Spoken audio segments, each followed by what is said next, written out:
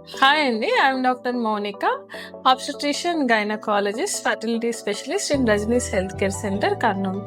ఈరోజు మనము పీసీఓడిలో ఉన్న ఫీనోటైప్స్ గురించి మాట్లాడుకుందాం. అంటే చాలామంది అనుకుంటారు పీసీఓడి వాళ్ళు చాలా లావుగా ఉంటారు అని.